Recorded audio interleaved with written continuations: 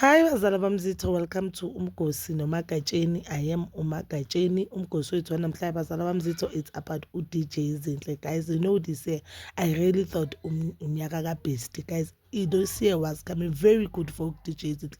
And like the past few years, it was coming very good for DJ Zinhle. Uyenza ama-event amaningi, inviting ama-influencers amaningi.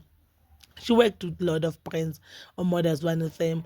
Brand like Era, like it was popping. Everyone wants to have something from Era. I, for one, I want that big bag, a pink. You know, I've seen my bags wakhe mahle, ijewelry yakhe inhle, ama-shades wakhe mahle, and people they are finally happy, remember, for a brand like DJs and like wonke umuntu uyayifuna. Ayikho ilady now who will tell me that akafuni anything owner uDJ Zinhle, you get. So mabathi indoda amadoda ayazimosha izinto. So guys, the past few weeks uMusa Khawula has posted that indoda kaDJ Zinhle, which is Umoda Bongs, is cheating on uDJ Zinhle with this young beautiful girl. Guys, the girl came out and said the allegations, they are not true. DJ Zinhle didn't admit nor disagree with the what Musa Khawula said. But yesterday, or not yesterday, Sunday, uDJ Zinhle came on the socials and said kuyo yonke into eshiwo emhlabeni uzumhlungu ukuthi uSima said indoda yakhe yinja, ukubiza indoda umuntu ngenja, it's not cool. Sima did apologize, guys, for all that thing.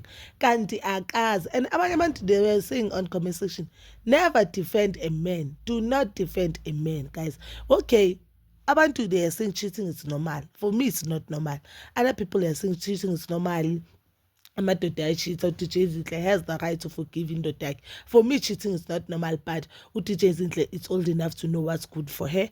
And if she feels like cheating, her husband cheating on her, it's not a big deal for them or for her. I think she has a right to forgive her. And good relationship, guys, fana simshadweni, whether umjolo, whether it's anything, you do what makes you happy. Do not do what makes aboMagatsheni happy or what makes other people happy, but what makes you happy as an individual, or what makes your relationship work as a couple, you get. So bakhona my man, but cheating is not a deal breaker, but there are other things that are deal breakers. Remember, guys, mina uMaida bengimazi ku that group bheka, but since asempilweni ka-DJ Zinhle, I don't wanna lie, icareer kabhuti yakhula. So I don't know whether ama-conditioner DJ Zinhle or it's just ukukhula kakhe, because now the time yena sise on that group, he was young and the group was doing good, but now he is doing amazing individually, guys. Yesterday, maphephandaba posted another screenshot from another lady saying uMaida Bongs bekamshela, Maida Bongs wanted ukuthi bahlangane, Maida Bongs tries to kiss her, but again, it seems like the lady was not up for uMaida Bongs. She didn't love uMaida Bongs, but that doesn't mean uMaida Bongs didn't try to cheat, because bekasamsheli Lukael, bekasam request elile. And guys, but maphephandaba is saying there are a lot of screenshots, there are a lot of evidences azophuma abayiphethe bona, just that they do not have image. I think they'll post everything. I don't know why bangapostanga yonke lento le ngelanga eli-1 sikhulume ngayo indlule, but I think uNovember izoba inyanga ende for DJ Zinhle nendoda yakhe, guys. But ke DJ Zinhle later posted on Instagram yakhe ukuthi engathi these things, they are all AIs. Guys, miyekeleni uGail is a lover girl. uGail believer kulezi zinto abeliever kuzo, but yabona le epost maphephandaba, it's a little bit tricky. Let me tell you why. uGail akafuna ukuveza ubuso bakhe, uGail akafuna ukuveza the Facebook or the Instagram account ukuthi okay, my name is, and we chatted on this account.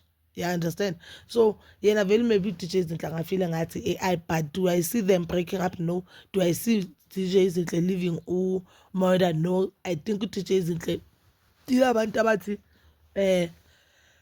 bonke abantu bayachitha, so I'll never divorce my husband, or I'll never break up with my boyfriend or my girlfriend just because the partner cheated on me.